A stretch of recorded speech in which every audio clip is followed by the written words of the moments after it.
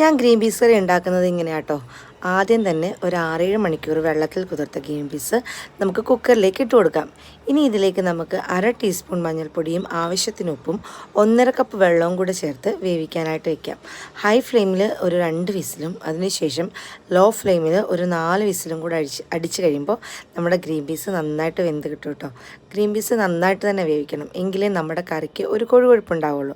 ഇതിനകത്തേക്ക് നമ്മൾ തേങ്ങയൊന്നും അരച്ച് ചേർക്കുന്നില്ല, അതുകൊണ്ട് തന്നെ ഗ്രീൻ പീസ് നന്നായിട്ട് വേവിക്കാനായിട്ട് നോക്കണേ. ഇനി നമുക്കിത് ആവശ്യത്തിനുള്ള സാധനങ്ങൾ അരിഞ്ഞു വയ്ക്കാം. വെളുത്തുള്ളി, ഇഞ്ചി, പച്ചമുളക്, സവാള, കറിവേപ്പില ഇതൊക്കെ എടുത്ത് വെച്ചിട്ടുണ്ട്. ഇനി നമുക്ക് ചീനച്ചട്ടിയിൽ വെളിച്ചെണ്ണ എടുത്ത് ഒഴിച്ചു കൊടുത്ത് നന്നായിട്ട് ചൂടായി വരുമ്പോൾ അതിലേക്ക് ഇഞ്ചിയും വെളുത്തുള്ളിയാണ് ആദ്യം ഇട്ട് കൊടുക്കുന്നത്.